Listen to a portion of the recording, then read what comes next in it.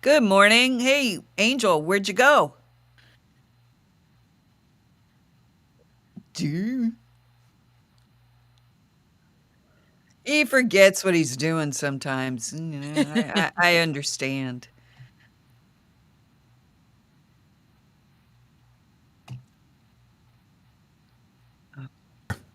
Uh, I'll take the center square for, That was how a to, good show. They should bring that back. oh, well, we can do that. sure could. Naples squares or Tampa squares or whatever. Yeah. Good morning. Welcome to Friday. You know what we're celebrating today? That it's Friday. Friday. Yeah, yeah. It's And the first. National Purple Hearts Day.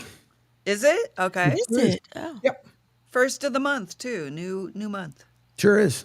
Or as those of us in Philly used to call it, Welfare Day. Welcome. Oh, yeah. Well, don't go to the grocery store, I guess. I don't know. Now that was mean. All right. So today you can see this other head over here. Yeah. Oh, that way. Yeah. Over here. There she is that way. This is It'd be my like Coldplay. I could just Yeah. give it a Coldplay concert. That would be a good one. Oh, we're caught. Yeah, whatever. Camera on me, little old me. I gotta say, what's wrong with those people? I mean, if you're gonna do that, in public, you're doing that in public.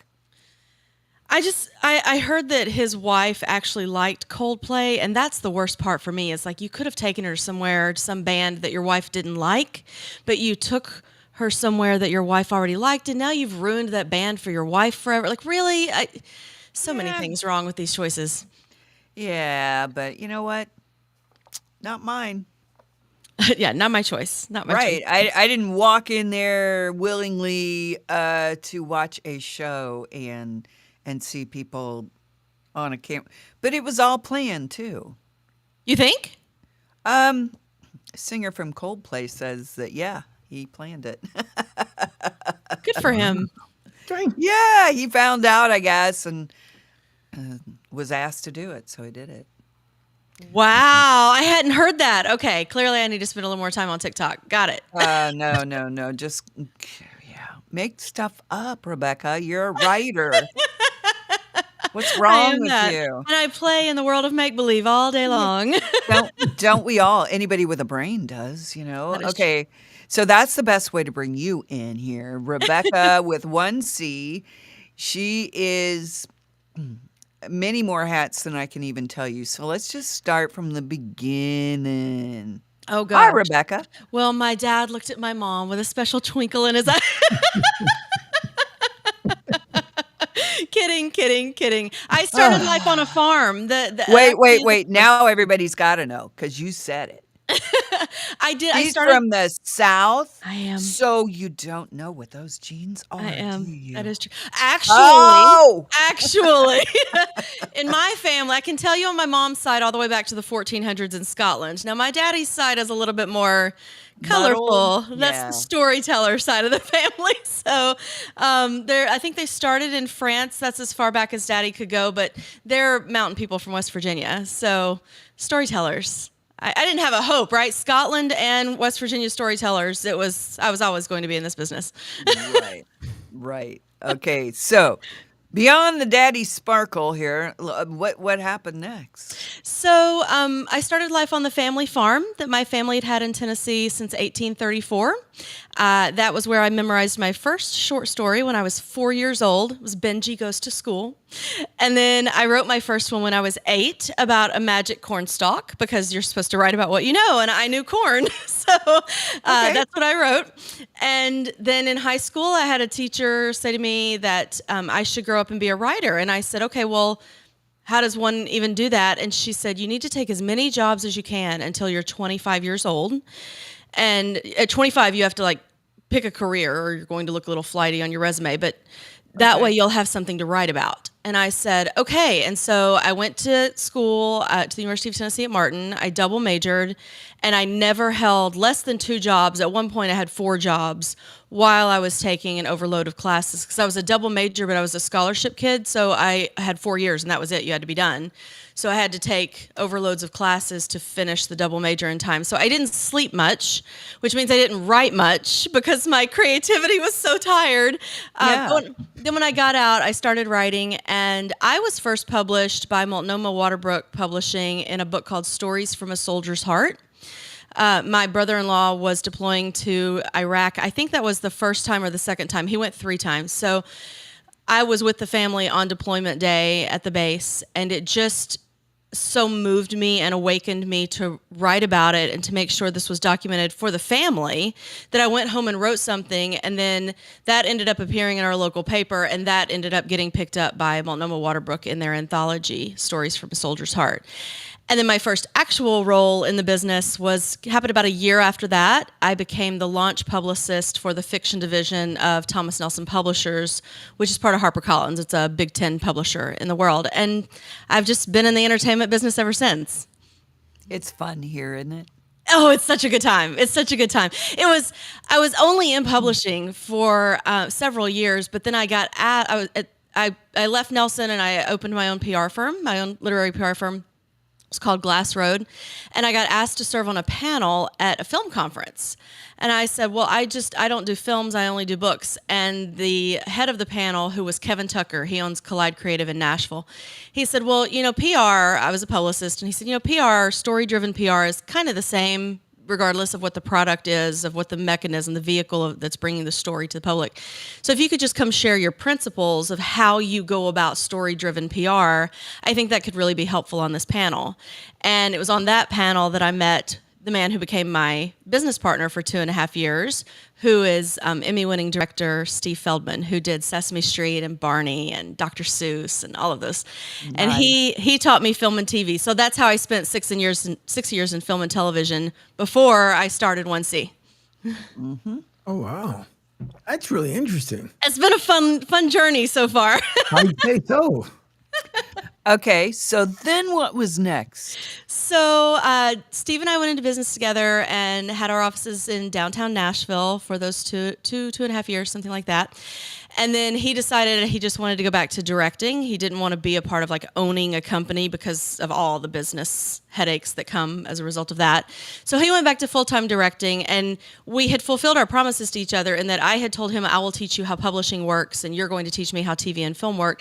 And he did, and I did. And so still very good friends today. And I moved down here to Naples and helped found the Spirit of Naples, SON Studios, that I was head of for 6 years. That was a film and television development company that was really focused on embedding culture-enriching values into mainstream media. And worked for a while on a giant project to try to build a film studio down here, but with the lack of tax incentives in this state, it just we just kept running into why would any outside entity come to Florida at the scale that we needed to make a $70 million campus studio work. So we ultimately did not do that. And ultimately, the nonprofit closed in 2018. And then in 2019, that same business partner, Steve, I was on the phone with him saying, well, the nonprofit's closed. What do you think I should do next? I just can't quite figure out what I want to do. And he said, you should call Mike. And this is a mutual friend of ours, Mike Flaherty, who at the time was the head of Walden Media. Walden is Chronicles of Narnia, Bridge to Terabithia, Because of Winn-Dixie, like big family movies.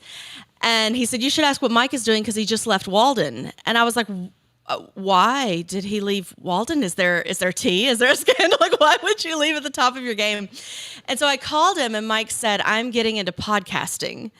And I laughed. I thought he was joking. I was like, At that point in time, yes, it was a joke feel, It was, especially for somebody whose movies had made $4 billion at the box office. I truly thought he was kidding around with me, or maybe just like trying to get me to do something. For a minute, I thought, are we not friends? Like, are you trying to get me into... And he said, no, like it's like the early days of television. The networks are forming and the stars are forming. This was 2019. Yeah. And he said, it's been around. It just, now it's like at that tipping point, right? And he said, so I'm going off. I'm going to start doing some podcasting. And I said, well, the only thing I knew was talk podcasts. And I said, I'm a story person. How does that work in the world of podcasting? And he said, you'll figure it out. And so I thought about it for a while, and I thought, well, I could do scripted podcasts like old radio dramas, and those would still be telling a story. So that's what I do, but it would be in this new medium. I could probably do that. And so I took on a contract with Dr. Michael McGee. He had written his biography and was trying to figure out how to get people to be aware of it. And he allowed me to turn it into a scripted podcast that ultimately was 32 episodes with 99 characters, voiced by over 60 voice actors in over 30 countries. It was, I don't know why in the world I thought I could take on such a massive undertaking for my very first scripted podcast, but it worked out. I mean, it quickly climbed in the top 5% in the world, and we were off to the races. And that's all 1C was supposed to be, just a podcast library. That's all I was doing. But that's not how it turned out. Don't you love life? I do. And, okay, so the next arm of 1C is? So as the podcast kept coming out and they were doing well and finding their audiences, I kept hearing from colleagues in the industry saying, well, but you're not getting out of film and television, are you? Like that's what you do is film, TV, books. You're going to go back to that. And the film and TV I could see because I had found quite a bit of success in that, in an ability to make it happen, in investors and donors who would get behind projects. But book publishing, I had tried on and off throughout my career to figure out the finances of how to make a traditional royalty-paying publishing house work. And what I mean by that is, so there's self-pub and there's traditional pub. Self-pub is where the author is paying for everything. And traditional pub is like Simon & Schuster or what I've lived in the Big Ten, and Nelson and HarperCollins. And so I couldn't figure out, is there a way in today's economic climate to make that make sense, to make money?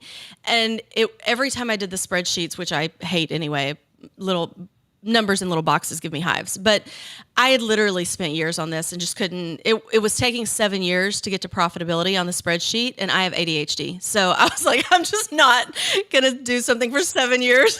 7 years, man. And I was like, I need a dopamine hit before that. That's not going to work. And so I actually went back to school. I went to Wharton and got a certificate in quantitative modeling, so that I could better understand the formulas and the variables within the formulas so that I could manipulate them better and see if I could find a path to profitability. And I was working on it in my office again one day, and my husband walked in, and it was clearly I was upset and frustrated and just mad and slamming my hands on the desk. And he was like, what is wrong with you? And I said, this just doesn't work, okay? Everybody keeps asking, are you going to have a publishing arm? And it financially just makes no sense. And he said, why does it not make any sense? And I said, because it takes so long to get to profitability. And he said, why does it take so long? And I said, because you have to develop a backlist. There's a reason that Simon & Schuster and Random House, and they have these massive backlists that it's fine if they have an entire year. It's not fine because some of them are publicly traded, but they'll weather a financial storm if they don't have a hit for a year or two because they have this massive backlist, and when you're starting, you don't have that. So he said, well, what if you create a backlist faster? What if you publish more titles at a time? And I said, I can't. I had bootstrapped every business I'd ever started. I'd personally financed it. And I said, I can't afford to, the outlay at a publishing house is considerable. And he said, well, let's just pretend like it's not your money. Let's pretend like the money's just there. And how many titles would it take to fix this problem? And so he kind of just faded out of my office, and I started playing with the numbers with that freedom. And I very quickly realized I could get us to really good profitability at the end of 2 years and great profitability at the end of 3 years if I was just willing to step out a little bit further than my comfort zone. Yep. And so that's when I said, okay, I can do this. We can do this. And then the other passion that I had was, I'd been in the business at that point for over 20 years. And I really, really wanted to put together a community of wise women and elevate those voices. I'm so tired. No offense to your producer here, but I was just so tired of dealing with men. I'm sorry. He truly understands that, though. That's why we work so well together. Angel's not like most of the dudes. Right? And I'm married to one of the not like most dudes. They Right. exist, right? Yes, absolutely. The preponderance of males at, book festivals and conferences and film festivals and conferences and all of the stuff that you have to do in the business that is run by men there's a lot of predator behavior. I'm a sex assault survivor, and I just didn't want the energy in my life anymore. And so I said, I'm going to start a publishing house for women 40 and over, because usually by then we've figured our stuff out and we can communicate well with each other. And so that was the launch of Rebeca Books, and our first books come out this September. It was 2 years in the making. Nice. Okay. Congratulations. Thank you. So you've got things scheduled and planned for this. You've got how many authors this time around coming out? So there are just 4 authors, 3 books that we're launching with. I needed this part to be manageable because it's, we're tiny, small staff. It's me, it's a director of marketing, it's an editor, and then we've got a full sales staff that's based up in Nashville and warehouse and all of that up there. But it needed to be manageable by me, and I still have the rest of this company that I'm managing too. So we have 4 authors, 3 titles. They are, the very first one is called In the Blink of an Eye, and it is by Barbara Melvin. Barbara's this incredible woman who started life in Virginia, in a small town in Virginia. And she had one of those lives that you're like, are you Snow White? Like everything works out for you. I don't understand. And so she, without ever going to college, she built this incredible career in banking, moved down here to Naples, was senior vice president at a big bank here. And then she woke up one morning blind in one eye. And all of a sudden, that life where everything had gone swimmingly, it was not going swimmingly. And so over the course of the year of dealing with that, she will never see out of that eye completely again. She's had, I think, 5 surgeries now on that eye. That's horrible. She learned a lot through that adversity. And so she wrote In the Blink of an Eye to capture these 5 words that kept coming back to her over the course of that year that all begin with the letter P. And she wanted to communicate that to others who also hit adversity, maybe for the first time in their lives. So hers is the first one. And it's so perfect that hers is the first one, because when I was trying to decide if I wanted to do Rebeca Books, Barbara and I went to lunch, and she had been one of those that was like, when are you going to do a publishing house? When are you going to do a publishing house? And at that lunch, I said, are you still thinking about writing a book? And she said, absolutely. And I said, okay, well, if you'll come into Rebeca Books, then I'm ready to do this. So it's so wonderful that she's my very first author that I'm publishing. And then after her is Gen X, the Adult Era. And that is written by April Rocky. And that is this hilarious take on, this part of life that we Gen X women are in. So she covers everything from what you would expect, like perimenopause and menopause, to making friends at this stage of life and knowing who we are and having homes that are designed for our health and all the stuff that, we didn't have. We weren't raised by adults, we were sort of left ourselves. Right. We don't have to do adulthood like that, right? So April sort of comes alongside because she's one of us and says we don't really have to go through adulthood with no direction the way we went through childhood with no direction. And she does it with her snark and her humor. It's a hilarious book. And then the third one is called The Skies Are Full of Us. And it is that's by Corrine Shark and Sarah Carter. A lot of people know Sarah Carter's name because her husband, Steve, was one of the lead pastors at Willow Creek Community Church when it went through the sex scandal of it hit the Chicago Times and worldwide media, actually, that its founder had been sexually abusing women. I want you to go into that just a little more for these folks that may not understand or know what was going on. Sure. 'Cause honestly, this is an insane story. It is. And it's I actually, before I started my own house, I've worked with probably 20, 25 publishers in my career. And one of those publishers that I worked with, I had acquired this project into that publishing house before I ever was starting my own. I had 1C, but not my own publishing line. And that house let them go because the nonprofits that they were speaking out against brought such legal action, such legal threat, not action, legal threat, that house was like, we can't sustain this kind of threat, and they let them go. And I didn't know any of that. I was gone from the publishing house when that happened. and they found me on Instagram. And they didn't know that I had started a publishing line. They just knew I was suddenly no longer with the house, and they didn't know the story. And so they reached out to see if I was okay. And I was like, "Oh, I'm great over here. Why? What's going on with you? Is the book coming out?" And they started telling me what had happened. And I said, "Oh, well, I happen to have a publishing line now. Would you be interested in coming over to Rebeca Books?" And that's how I got their title. But their story is, so Corrine's husband was the lead investigator for a nonprofit called the Exodus Road, which fights human trafficking. And they were stationed in Bangkok, or not in Bangkok, they were stationed in Thailand, I think near Bangkok or in Bangkok. And what happened was they got over to country, like they moved their entire family, their 2 kids, and moved over to Thailand to do this work. And they got there and realized there was this culture of sexual predation amongst the leadership in the organization in Thailand.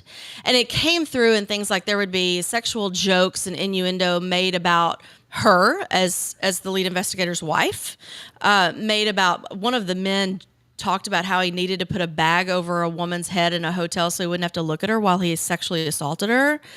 It was just this culture of, you're supposed to be in this country to help people, and you seem to be only seeing these people as sexual objects yourself, these people being the people that they were there to serve.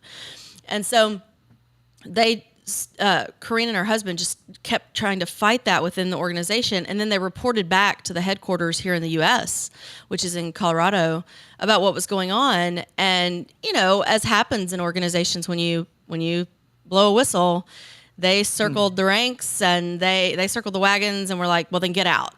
And it was a very scary, it just destroyed the Shark family's lives for a while. And at the same time that was happening was when the Willow Creek scandal was coming out. And so Steve and his wife, Sarah, their lives imploded because Steve sided with supporting the women who were telling their stories of what had happened to them at Willow. And that's not what the leadership initially was doing at Willow either. They were doing the same thing of circle the wagons and protect the institution, and we can't let the church go down. And so these 2 women who had been sister friends, I mean, that close, sister level friends for years, were going through very similar circumstances almost at the exact same time. That was very close on the heels of each other. And they found themselves, they have a phrase that they say called "with you," and it's where they would light a candle and take a picture of it and text it to the other one so that other one knew, at least in the glow of this candle, your heart is safe while you work through this.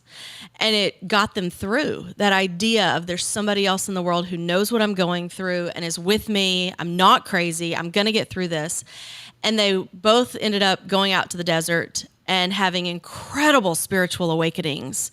And they documented the entire thing in one of the most beautifully written books I have ever worked. And I've worked over 350 books in my career. And so when I got a chance to acquire it, I was like, oh my gosh, this needs to go into the world, not just because it's an incredible document of what these women went through, but because what they went through has the same echoes of what any of us go through when we speak up to power. So I got a quick question then, because I know, like, obviously back then, a lot of folks, if something happened to them, they didn't want to come out and they didn't want to say anything. A lot of it, from what's understood as far as like documentaries and stuff, they would say, well, if a woman came out and said something against a man, it would be, well, it was, it's the reputation. They would say, oh, she made the advancements. Hopefully today, that's not the case, that if you go somewhere and you work somewhere, unlike Coldplay, but if you go somewhere and you work, and if there's something that's not right, I am hoping that people are more reluctant now to actually speak up faster than wait until there's like 30, 40, 100 people that went through the same case. We're not seeing it. I would love to live in that world. Wouldn't that be great? Where you could speak up and you could have more hope. I think there is more hope today, that maybe not in the institution where you are, but culturally, there is a community that will come around you that did not exist before. And we have the ability to do that because of the advancement of social media. Excuse me. But in terms of what these women went through, this was only 7 years ago, 8 years ago that this happened. So it's fairly recent. And what we see is a pattern of when the first one speaks up, there's a silencing that happens, usually through NDAs. There's a settlement, and part of the settlement is sign the NDA. You're never going to tell anybody what happened. We're going to give you a check, and this is all going to go away. Yep. And then slowly but surely, another one will come out, and another one will come out. And at some point, a tipping point happens where it's almost always a pattern of behavior, right? So there are multiple victims. And so that when they begin coming forward and realizing, oh, so we fixed this quietly in a boardroom, but really you were also in that boardroom, and then you were also in that boardroom, and you were also in that boardroom. And now we've got a system that's got a sickness that needs addressed. And so that's really what I think Skies does so well. The book that we're publishing, The Skies Are Full of Us, is shows that it's a systemic issue that we can address. And if we address it, we can stop this pain from perpetuating down through the next generation, the next generation, the next generation, but not until we get honest about the problems in the system. And that is that when there is a problem and a victim says it out loud, the proper course of action is to take that seriously and take steps to address it, to mediate, and to make sure it never happens again. Not circle the wagons, protect the organization, talk about how, we can't talk negatively about this organization because look at all the good that it's doing. There is no good that outweighs that, right? Like you can do good, you can be doing good in the world and still have leadership that's not doing good in private. Those two things can simultaneously exist. Always. I don't know very many companies that aren't a little rocky like that, but we just don't see it because it's hidden, Well, and because, I know in my lifetime, women came into the workforce when I was growing up, right? In a major way. Thus, Gen X, our moms were busy working, right? Yep. So I think some of it too is men have no idea how to relate to women in the workplace. They're never taught that. They're not even taught how to be mature men. It's don't cry, don't have emotions, don't think of the other, think of yourself, get ahead, step on whomever you have to, be aggressive. All of those things are manly. And when you bring that behavior into the workplace, that results in women getting hurt. That's what we're seeing. Of course it does. Did that bring you to another point? Because I was going to actually ask this earlier, but now that you had mentioned it, so the books written by women for you guys to not only just understand each other and let everybody else know, for men, and I know I'm probably going to get beat up for this one, but is it good for the men then to purchase these books so then there's a better understanding? It's like anything else, right? If you read something, you educate yourself, and then you figure out, okay, what can be said and what can't be said. Especially if you are a man who is capable of thinking of the other, thinking outside your own perspective and caring about a perspective other than your own. If you really want to know what it looks like inside a woman's heart and mind and inside her family when she comes against this stuff, these women don't hold anything back. You will come away knowing the damage that is done by that one act over and over inside an organization, and then that one act not being addressed. And so systemically, it's allowed to continue. You'll know very completely what kind of damage, the ripple effect that causes. Because the thing is, neither Corrine nor Sarah were sexually assaulted. These were other people who were being sexually assaulted. Corrine's husband was drugged and assaulted while he was unconscious by that staff, and he didn't know it until right before they left country, and a staff member showed him the video that was taken at that staff retreat, and she talks about that a little in the book. But these two women weren't, and yet their lives too were destroyed. Yep. Their families were destroyed. Their children bore the repercussions of we're having to move. What's going on? Why are we being uprooted? Why are mom and dad arguing? Why are they whispering in the middle of the night trying to figure things out and crying? The ripple effects are enormous when this stuff happens. Completely. So now you've got everybody's attention. When do these books come out?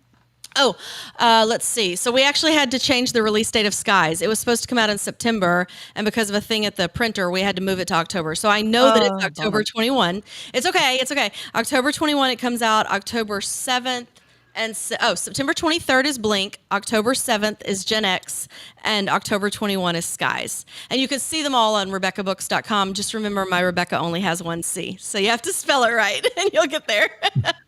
Not a problem, but you can also meet these folks if you're local. Yes, you can, or you can fly in. You're welcome to fly in and meet them. So we're having a pretty fun launch event at Barnes & Noble here in Naples on September 28th. It's a Sunday at 3 o'clock. It'll be about 3 to 4:30. All 4 authors will be there, as well as some of my spring authors, which, somebody on here is quite familiar with. And all the authors will be there so that everybody can meet them. And the fall books will be there available for purchase. That is so awesome. I can't wait to be there. That's going to be a good time. And I want you to rewind a minute, though. You've done more than just books. You actually got to produce a film. I did. I've worked on probably 13, maybe 14 films, but only one of them did I co-write and co-produce myself. And it's an interesting line that I hold of, I am a writer and producer as well, but none of my book writing goes through my publishing line because it's not a self-pub line. It's not there for me. It is there to elevate other wise women's voices who deserve to be traditionally published, and for whatever reason that's not working with the larger publishing houses. So my books do not go through my company. I just want to say that. But when I was the head of that nonprofit here in town, it was the same rule. It wasn't there for me. It wasn't there to benefit me. It was a nonprofit there to benefit other storytellers. But we had a donor who came up and said, I want to pay for Sun to produce something. And so I put 3 projects in front of him, and he was like, what else do you have? Aren't you a writer? And I said, I am, but my writing doesn't go through the nonprofit. He said, well, I want to see what you've written. And so I showed him a couple of novellas that I had just written. And he said, I want to turn that one into a made-for-TV movie. And I said, well, but we have these other 3, and there are people that we're also supporting inside the nonprofit. And he said, nope, I'm not making the donation unless we're doing that one. So I took it to the board, and I said, okay, board, this is the only one he wants to do. And so I ended up handing the novella to Bob Burris, who is a former Disney writer. A lot of people know he just had a Western come out that's winning all kinds of awards. Old Henry, I think it's called. Oh, I'll have to watch that. It's really good. Bob's amazing. And he wrote the original script off of my novella, First Blush. He wrote the Neapolitan. And then when it came in, I adjusted it and made changes to it so that it could be set up to do more than one, because I knew the series because I had written the series, and he didn't. He only had the first novella. So that by the end of it, Bob, in one of those gracious moves that just hardly ever happens in this business, Bob went to my fellow producer and said, I need you to make one more change to the script. So if I can just tell you this really fun story. So we're in my office here in Naples. My co-producer, who's Chad Gunderson, he's a producer on The Chosen. Most people know The Chosen right now. The Chosen wasn't around when we were doing this. This was before his days with The Chosen. Chad and I have been friends for a long time, so he was co-producing with me. And Chad turns to me. He had been on me for days. Y'all have to lock the script. You have to lock the script. And I was like, I'm trying. I don't know what else to do. So I sent him the script, and I said, our desks were right near each other in the same room. And I sent him the script, emailed it to him, and I said, that's it. It's locked. It's done. You've got your script. And he turned to me about 2 minutes later, 3 minutes later, and he said, we need to make one more change in the script. And I threw my hands up. I was like, are you kidding? I'm trying to give you what you're asking me for here, buddy. What else? What other change? And he had this big monitor on his desk, and he turned it, and he pointed at the monitor. I'm going to get teary. He pointed at the monitor, and it was the first page of the screenplay. And Bob had changed it to say, by Bob Burris and Rebeca Seitz. And that just never happens in this business for a writer to share credit like that. And he said, Bob insists that you've had enough of a hand in this that you need a writer credit. So I got to co-write and co-produce my first one off that novella. Well, that's the first I've heard of that. And I loved getting to meet Bob Burris. He's a cool cat. He is, right? We need more Bob Burrises in this industry. Or Bob can just come back over, too. That would work. He's in California, but that would work. He's more of those, when we were talking earlier about the good guys, the safe guys, Bob's one of them. Chad's one of them. See, those are the only people we associate ourselves with, Angel. Yeah, it's just I didn't have. Oh, I thought you were calling me an angel. I forgot. No, Angel. no. So appropriate that you're named Angel. It takes us a while to figure out which ones are the good ones, though. It took me a while. I'm learning faster now. I'm seeing more. Sometimes it's easier to see what's bad when you've been exposed to it so much. So it comes quickly up to the front of their It's that weird. personality. It's that weird balance, right? Of like, if you're somebody who always wants to see the good in people, which I am, so you, at least for me, I discount everything they're showing me in the beginning that should be a red flag, right? Of no, they don't mean it this way, or no, I misheard it, or I misunderstood, or the problem is with me. And the older I get, the more I've learned to say, nope, I'm not misunderstanding at all. I'm clear. Yeah. I don't want to be in a room with you. No. Right. Vibes that way that are bad, this way that are good. I'm going for the good. It's true. In this business and media business, the same exact thing where there's people you come across and they seem like they have good intentions. And then you start seeing the curtain being pulled back little by little by little. It's like, that is not exactly what I saw and were signed up for in the very beginning. So, and it's a shame because that's not the way it should be. For me personally, I always, and nobody more than my wife knows this, is that I always put everybody first because I want to see the best out of everyone. And that's also a kind of a Philly mentality as well. But I always want to see everyone do well first, me last. I don't worry about me. At the end, my times I say to everybody is when I have my eyes closed for like 4 hours. That's me time when I fall asleep. Everything else throughout the day, as long as I can make one person happy throughout the day, I'm fulfilled and I'm great. That's because in your heart, you are a very good person. And people that are good like that, good-hearted, that's what makes them feel better and makes their heart beat for real. That's what makes you be able to sleep for that 4 hours, Angel. It's being a good person. I think we're inherently all like that unless we weren't raised that way, maybe. Maybe being around the wrong people.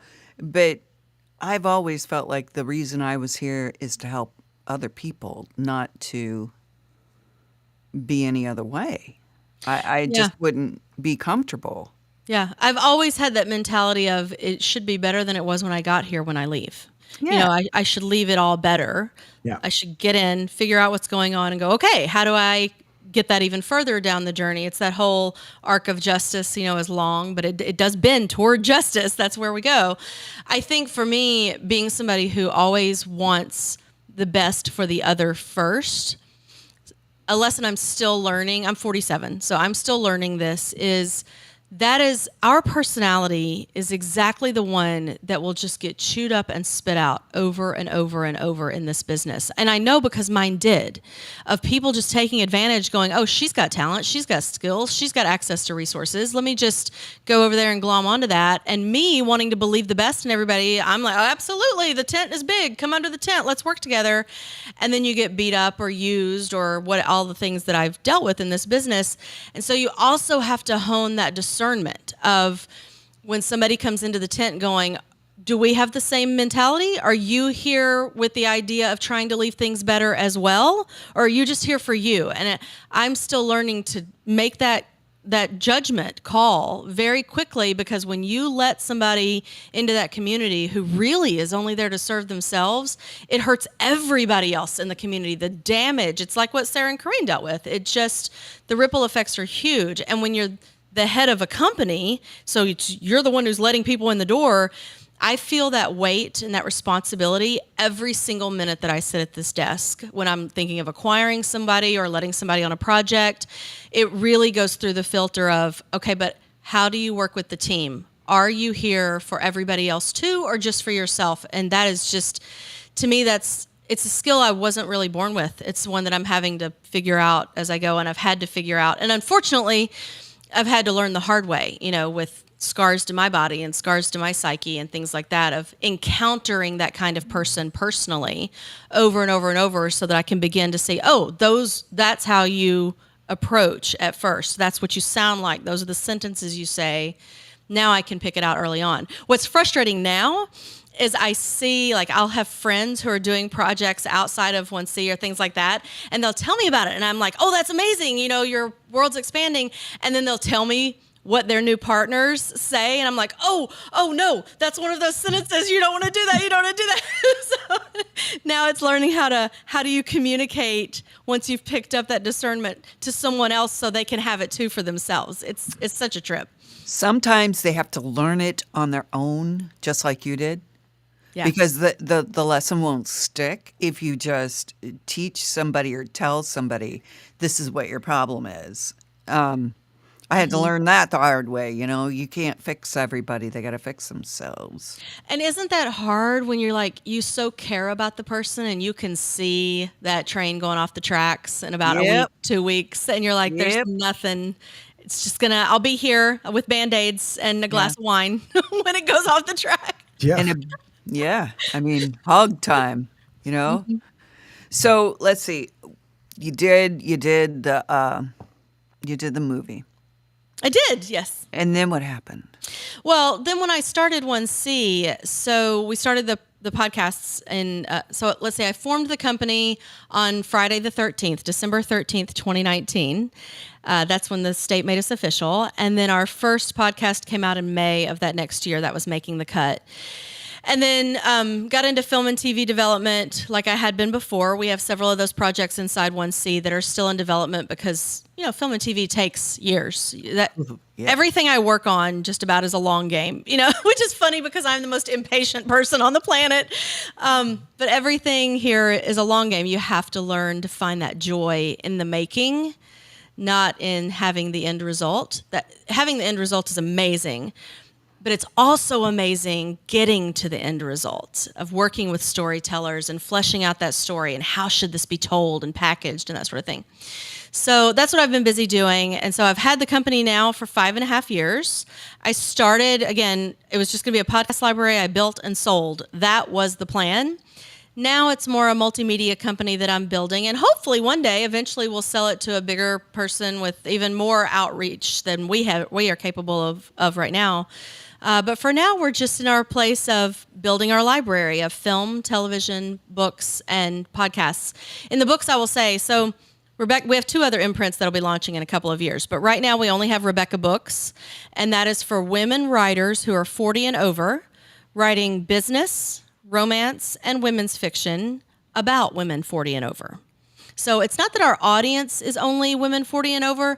The idea behind the business line was when I go to that section in the bookstore, there are a lot of business books written by men. And men go about business differently than women for the most part. That's what our data shows us. That's why companies who have women in the leadership mix make on average 5% more than businesses that don't have women in leadership. And it's simply because our minds usually work differently. We go about the work differently, whether that's because we're made that way or because that's what society molds us into as we age is a conversation for another day. The fact is, though, that we do business differently. We do it a little more holistically than men. We don't just sort of shut the office door and go home and not think about it anymore. It's more in our lives. It's intrinsically who we are. What we work at is we work at it because it's who we are. And that just molds how you go about the work. So women have done that now in large numbers since the 80s. We've been creating our presence in the business world, but that wisdom from all of those women hasn't been being captured and placed on the shelf for the next generation the way it has from the men.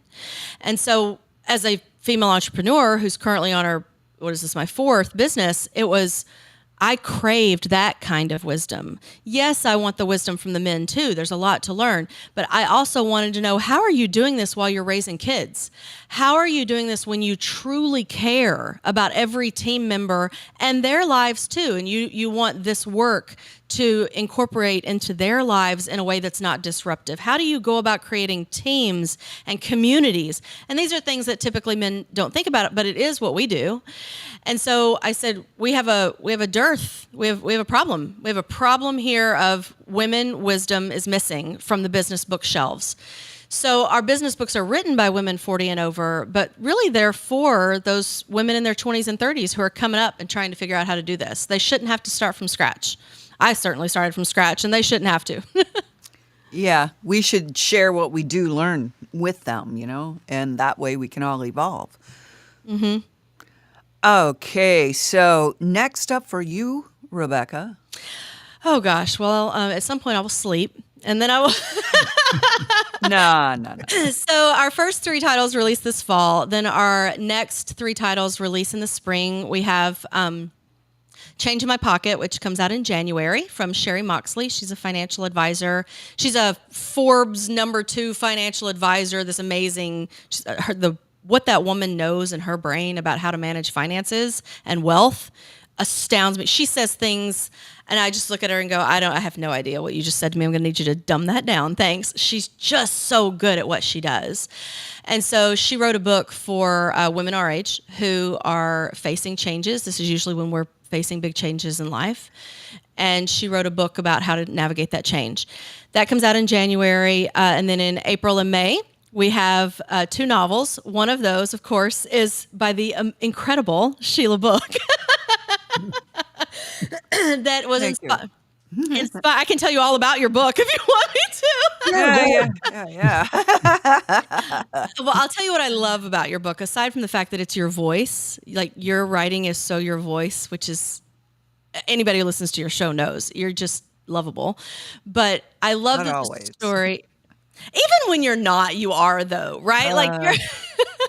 I don't know. But anyway, I know you love me. So anyway, I do love you. And even I love that the story was inspired by what was going on in your own life. It's not what was going on in your own life, but it was inspired by that. And you can feel that in the story. The story feels very, very real. So that's Poor, P-O-U-R, Poor Decisions. That's coming out in May. And then in April, did I get that right? In May, yes. April. You're I'll be the out in April. because You're I'm right. sorry. You're right.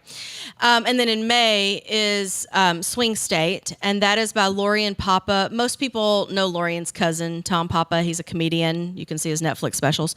Lorian is as funny, if not more than Tom. And Tom, I said Hold that out up. loud. I had no clue. Really? Yeah, that's her cousin. But she's funny as in the genes, I'm telling you. She's hilarious. And she wrote, hers is also inspired by her life story. Her first husband, who was quite abusive, tried to get her into the swinging lifestyle. And listen, no shame on swingers, but she's not built for that. She was like, what is happening right now? And so she turned it into a romantic comedy. And you have to have serious comedic chops for you took a story of an abusive ex-husband who tried to get you into a lifestyle that you did not want to be in, and you turned it into a romantic comedy about falling in love with the right man. That's what Swing State is, and that comes out in May. I'm excited for that one. I did not know all the backstory. Right? And Lauren's actually working with Chuck Artizone also to get what is it? I can't think of the name of it. It's Mismatch. It used to be called Swipe Right or something, and then she changed it to Mismatch. She's been working on that for a while. I read that script a few months ago. I read that script. It's really, again, it's funny too. So Lorian, when she goes to do something for the screen, you know how some of the shows, it's not a completely written script where everybody's memorizing lines. It's more like, we're going to shoot a scene in this location. This is what happens. And then you let the actors bring that about. That's what she gravitates toward of, okay, in this scene, we need there to be a fight between this brother and sister about this topic. And then you just put the two actors in the moment and let them go about it. I'm sure it wreaks havoc for the editor in the editing bay, but it's really fun to watch come together. I got to say, I think that's a great way to do a script because you never know what's going to come up. You look at all the great movies that were at least comedic back in the day, Caddyshack for one. They didn't have all the script that they came to the plate with.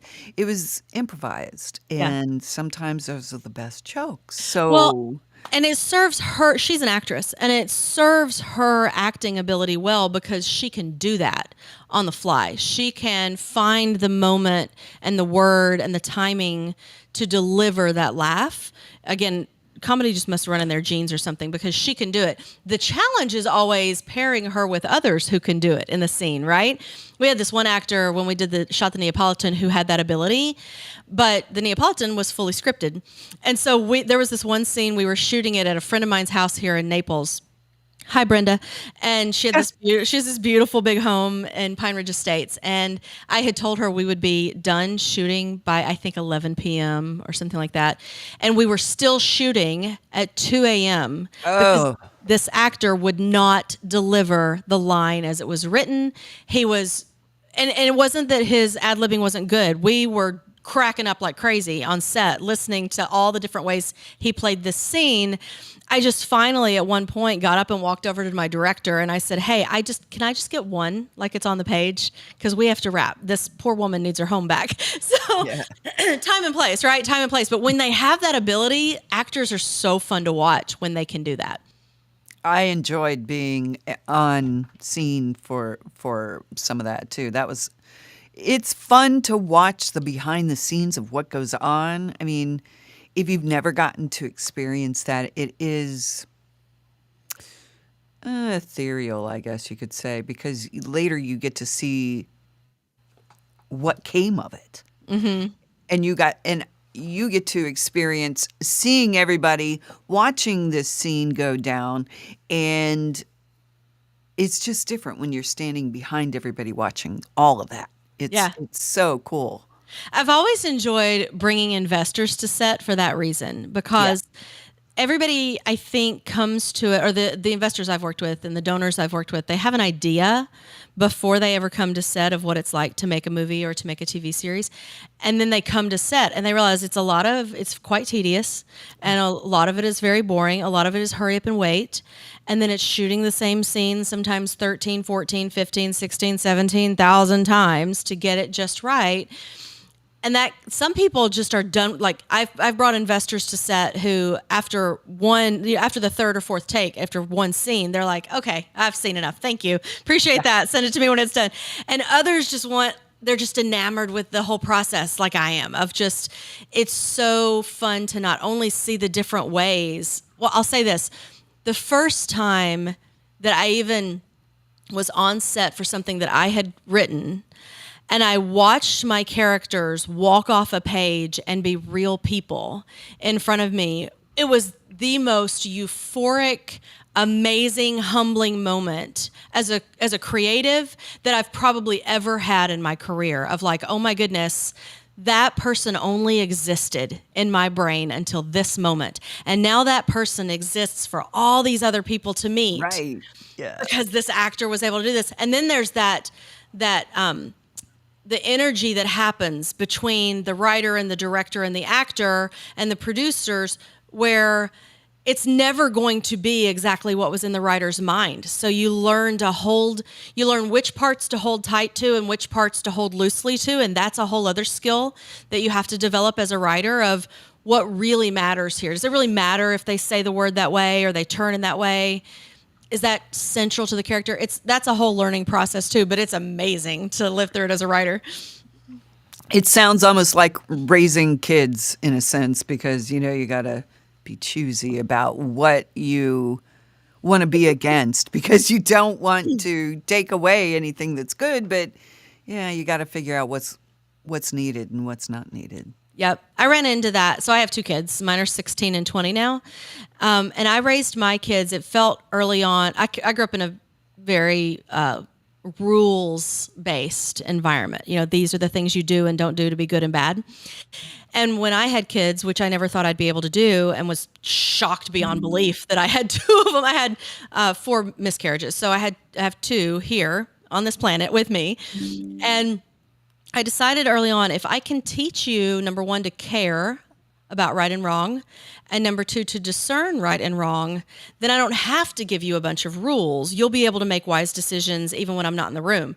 And that was very different than a lot of my friends were raising their kids. And so my kids were able to do things or not do things from their own judgment a lot of the time, whereas other kids would be like, I'm not allowed to do X, Y, Z. And my kids would say, well, why? And they would say, because my mom doesn't let me. And they're like, but why? Why doesn't your mother let you? And they're like, I don't know. It's just the rule. And my kids would be like, well, your mom probably thinks X, Y, Z, because they're thinking through all the rules. So I feel like, to your point, being able to write a character and see it come to life is probably like the more ADHD friendly equivalent of parenting, because you get that immediate, your characters are coming to life, versus I invested 18 years into these kids to get these adults. And that's hard to do. Invest so much time. I want that instant gratification. I want my brownies now, Yeah. Some days it just doesn't work like that, but And then they get old and they move, like right about the time that you're like, yes, finally, let's hang out. You are an amazing human. And they're like, okay, I'm out. I'm gone. nah. Well, I just got you where we can hang out. What are you talking about? I'm not finished with you. You come back and you hang with me. Oh, Rebecca, I'm so happy you were here with us today. And tell everybody where to go for seeing all your books that are coming out. If you want to see the books division, that's RebecaBooks.com. Rebecca with one C, REBECA. If you want to see the entire company, that's 1CStoryNetwork.com. The number one and the letter C, 1CStoryNetwork.com. And that'll take you to both divisions. All of our podcast shows are available on every major podcast platform in the world. And our books are available in all the bookstores and Walmart and Target and all of those places. So you don't have to come to our site to learn about us, but I'd sure love for you to. And then you can learn a little bit more of how we make everything is on the website. Well, I'm so excited for everything you've got coming up. I know you're a busy, busy girl and you've got stuff to do all the time, but this statement. Yeah, I know, but this is wonderful. And I could do this every day. Hang out with you. I'm telling you, I feel like that's the one thing that at least I've done well in my career is learn. And you taught me this, Sheila, actually. When Sun closed, I don't know if I've ever told you this. Do I have time to tell you this? Can I tell you this? Yeah, we've got till 11. I said this to somebody the other day. I've said, I have this friend, Sheila Book, and she taught me this. So when Sun closed, which was kind of caught me by surprise, and I was like, what am I going to do, next in my career? You were another friend that I called in addition to Steve Feldman. And I was like, okay, well, I don't know what I'm going to do next. I didn't plan this. I'm not sure what's going on. And you said, I don't even know if you remember this. You said to me, just spend time on and go after what brings you joy. Just focus on what brings you joy. And coming from a very legalistic, rules-oriented background, that felt very wrong, like indulgent and hedonistic, and I can just focus on what makes me happy, and that can't possibly work. I really was like, Sheila is smoking crack. Like, there's no way that's a good idea. You said that to me in my house on Marco Island, and you left. I do remember. Yeah. You left that day, and I went to Charlie, my husband, and I said, Charlie, Sheila said to do this. And he said, you should do that. And I went, I don't think that's allowed. And he was like, by whom? Who are you seeking permission from to live your life? And I went, ouch. Okay, let me sit with that for a second, right? Like, who am I seeking permission from? Who do I need to be approving of me? I'm an adult. I can do whatever I want, And so I thought, I'm going to try that. I'm going to see what that looks like to just give my energy to what brings joy, not what's easy. Don't confuse it with what's easy. Not easy, no. There's hardly anything about life that's easy, right? But what I take personal enjoyment in, and it has made all the difference in my career because I get to do things like this. I just spent an hour talking to somebody that I really love spending time with, and it's my job. Like, this is what I do. See, that's what I meant by that statement too. And I had to apply it to myself also. And you feel things differently when you can breathe better, It's just a nice feeling of release and like, okay, I'm cool with you if you don't like me, and that's fine, but I like myself, and I like them better. That'll make all the difference. I like that phrase. I like myself. I've told this story to so many friends about you who said that to me. And another one of my friends said, energy is the fertilizer of life. What you give your energy to, that's what's going to grow. Yep. And I thought, that's the whole, so if you're giving your energy to all these things that are dragging you down and that are the problems and all of that, then that is what grows. Right. Don't do it. It's let's go about things in a way that brings joy. Again, not easy. I confused it with ease in the beginning. I think that's where my confusion was. There is nothing, let me be clear, there is nothing easy about starting a publishing house. Not at all. But there's everything enjoyable about getting to elevate the voices of wise women and get that out there and make a difference in the world. Oh, all day long, that's enjoyable. Yep. And you found where you needed to find your joy. So, Yeah. yay. Because Yay. of you, so thank you. Oh, hey, I'm happy to be part of anybody's journey that has something positive going on. I will encourage anybody and everybody that has some positivity in them. It's just like, okay, cool. I want to give you a hug and share some more joy too. It's just, and it sounds so silly, but that's just. I love that about you. I love that you're like, let's just be positive. Can we just be positive? Let's just be positive. Let's do that. I love that about you. Can you smile instead of frown? That would be so much better. So, yeah. Well, thank you so much, Rebeca with 1C. Angel, always thank you. I'm happy to be here with everybody that's here. And Angel's got another show he needs to start 2 minutes ago. I'm sorry. Oh, thank you, Angel. Over. No problem. Thank you. Love you, and you have a great day. And next week we'll do this again. Not you, Rebeca. Yep. I'm here. I'm down. Let's do it. I'm here. We'll do it again, but not next week. Okay. Okay. Oh, and everybody come out to Barnes & Noble September 28th and meet us. Absolutely. You can jump on her website and find all that info. Yep. Have a wonderful day. Bye guys. now.